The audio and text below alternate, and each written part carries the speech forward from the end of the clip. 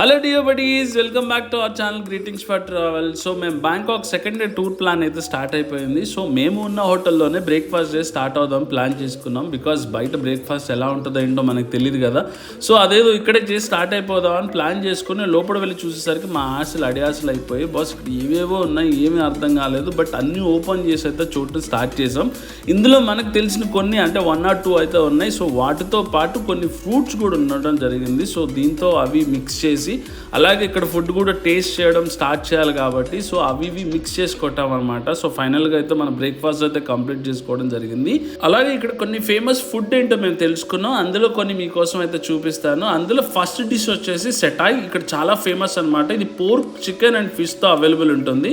And second dish వచ్చేసి కాయ్ and with కార్నియో అనమాట. ఇది చాలా ఫేమస్ ఫుడ్, చాలా స్వీట్గా ఉంటుంది. అండ్ థర్డ్ వన్ వచ్చేసి టామ్ ఎమ్ గూంగ్ అనమాట. ఇది ప్రాన్స్ అండ్ మష్రూమ్స్తో ఉంటుంది, చాలా బాగుంటుంది, ఫుల్ టేస్టీగా ఉంటుంది అనమాట. సో ఫైనల్గా మేమైతే బ్రేక్ఫాస్ట్ని కంప్లీట్ చేసుకొని అక్కడి నుంచి అయితే మేము స్టార్ట్ అవ్వడం జరిగింది. సో మేము డేలో బీచ్ రోడ్ అయితే చూడలేదు కాబట్టి ఫస్ట్ అసలు మేము బీచ్ రోడ్కి వెళ్ళి చూడటం అయితే స్టార్ట్ చేసాం. అక్కడికి వెళ్ళిన తర్వాత ఆ వ్యూ పాయింట్, ఆ నేచర్ని మేము ఒక్కసారి చూసిన తర్వాత మైండ్ బ్లాక్ అయింది. అంత బ్యూటిఫుల్గా ఉందన్నమాట. చూసి అసలు ఏంద్రా నాయన ఇంత అందంగా ఉంది ఏంద్రా అనుకున్నాము. అసలు యాక్చువల్లీ దానికి వర్డ్స్ లేవు దానికి చెప్పాలనుకుంటే. సో అక్కడ అలాగే చూస్తూ ఉండిపోయాం ఒక 10-15 minutes. నేనైతే దీన్ని మన హైదరాబాద్కి ఎలా తీసుకురావాలని చాలాసేపు ఆలోచిస్తే నాకు ఒక ఐడియా వచ్చింది. ఐడియా వచ్చినట్టు వచ్చి మళ్ళీ పోయింది. సో దాంతో నేను రిటర్న్ అయ్యాను అనమాట. అలాగే మా వాళ్ళు కూడా కొంచెం ట్రై చేశారు.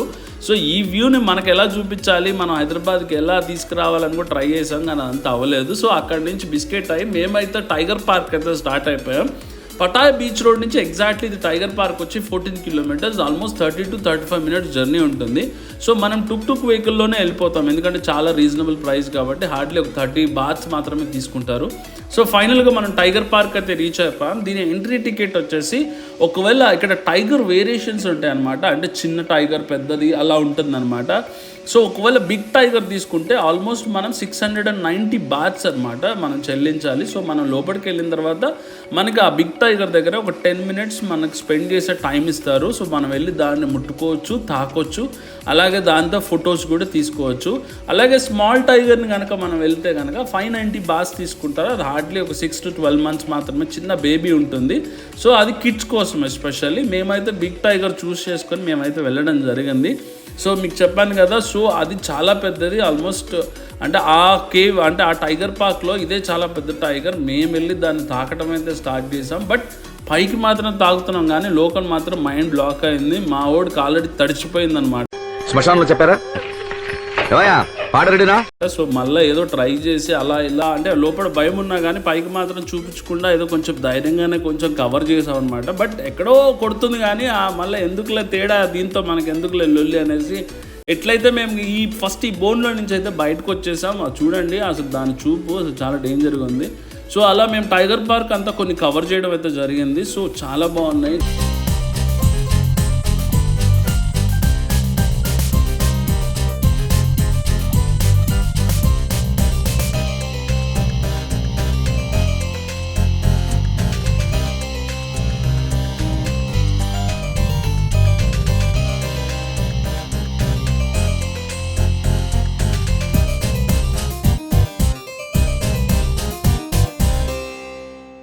హార్డ్లీ 5 minutes వాకబుల్ డిస్టెన్స్లో ఆపోజిట్ టైగర్ పార్క్లోనే మనకి పటాయ్ ఫ్లోటింగ్ మార్కెట్ అని అవైలబుల్ ఉంటుంది. సో ఇది మార్నింగ్ 10 AM నుంచి ఈవినింగ్ 5 PM వరకు ఉంటుంది.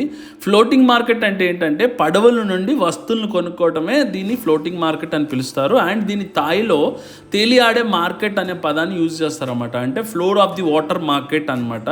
సో ఈ పటాయ్ ఫ్లోటింగ్ మార్కెట్ ఎంట్రన్స్ ఫీజు వచ్చి 169 bahts కలెక్ట్ చేస్తారు, అంటే పర్ హెడ్, అంటే మన ఇండియన్ కరెన్సీలో ఆల్మోస్ట్ 350 rupees అనుకోవచ్చు. అండ్ ఇక్కడ కొన్ని ప్లాన్స్ అయితే ఉన్నాయి, అవన్నీ మనకి ఏం అవసరం లేదు, జస్ట్ ఎంట్రన్స్ టికెట్ తీసుకుంటే చాలు. అలాగే ఈ మార్కెట్ వచ్చేసి 200 years హిస్టరీ అయితే ఉంది. అండ్ ఈ ఫ్లోటింగ్ మార్కెట్ ఏంటంటే టూరిస్ట్ ప్రదేశంగా మారడం జరిగిందనమాట. అలాగే ఇక్కడ మార్కెట్ అందాలు కానీ దాని చుట్టుపక్కల ప్రకృతిని దృశ్యాన్ని చూడటానికైతే ప్రతిరోజు వందలాది టూరిస్టులు ఈ కంట్రీ వాళ్ళే కాకుండా విదేశీ నుండి కూడా ఇక్కడికైతే వస్తుంటారు. సేమ్ ఇలాంటి మార్కెట్స్ మన ఇండియాలో కూడా 2-3 ప్లేసెస్లో ఉన్నాయి. ఒకటి జమ్మూ అండ్ కాశ్మీర్లో శ్రీనగర్ దాల్ సరస్సు పైన ఉంటుంది, అండ్ రెండోది కేరళ బ్యాక్ వాటర్స్లో తేలియాడే మాల్ అంటారు అనమాట దాన్ని. అక్కడ కూడా ఇలాంటి మార్కెట్ అవైలబుల్ ఉంది. అన్ని రకాల ఐటమ్స్ అయితే దొరుకుతుంటాయి. ఎస్పెషల్లీ టూరిస్టులకు సంబంధించిన ఐటమ్స్ అయితే చాలా బాగా దొరుకుతాయి. అంటే ఈ థాయిలాండ్కి సంబంధించిన కొన్ని పెయింటింగ్స్ కానీ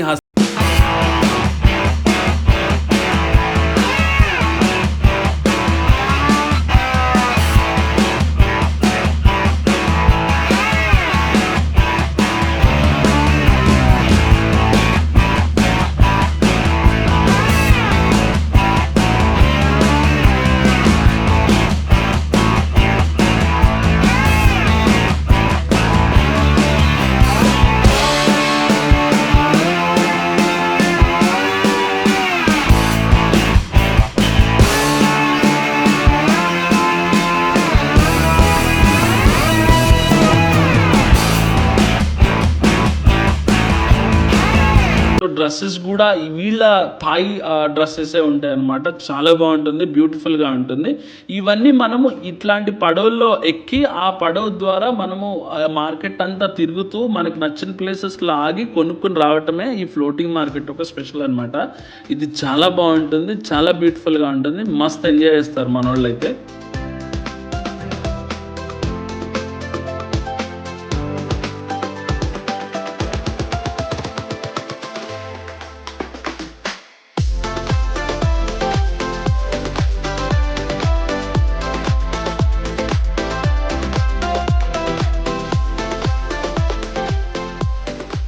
అలాగే ఈ మార్కెట్లో స్ట్రీట్ ఫుడ్ భయంకరంగా అవైలబుల్ ఉంటుంది. అందులో స్పెషల్గా ఏంటంటే పోర్క్ ఎక్కువ అనమాట. అంటే ఇక్కడ పోర్క్ ఎక్కువ తింటారు.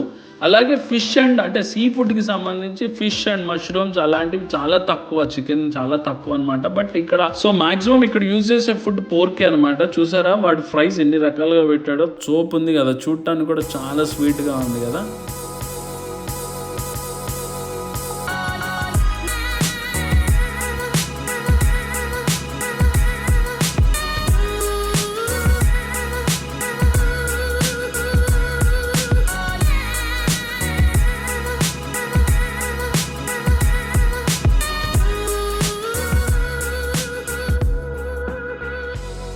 సో మేము మార్కెట్ అంతా చుట్టేసిన తర్వాత మాకు కూడా మంచి ఆకలేసింది. సో ఇక్కడ కొన్ని స్టాల్స్ లాగా ఉంటాయి అనమాట. సో మేము కూడా ఆగి ఒక స్టాల్ దగ్గర అయితే మెనూ కార్డ్ అయితే చూడడం స్టార్ట్ చేసాం. సో అందులో ఉన్న ఐటమ్స్లో మాకు ఒకటి కొంచెం అర్థమైంది. సో ఆ ఐటమ్నే మేము ఆర్డర్ చేయడం స్టార్ట్ చేసాం. సో ఆర్డర్ చేసిన తర్వాత వాళ్ళు అయితే స్టార్ట్ చేశారు కుక్ చేయడం. సో కుకింగ్ ఇలా చేస్తారు. వాళ్ళు కూడా ఒక పడవ ఉంటుందన్నమాట స్టాల్ పక్కనే. ఆ పడవలోనే స్టవ్స్ వాటికి సంబంధించిన ఐటమ్స్ అన్నీ పెట్టుకుని అక్కడి నుంచి కుక్ చేసి మనకి ఇస్తారు.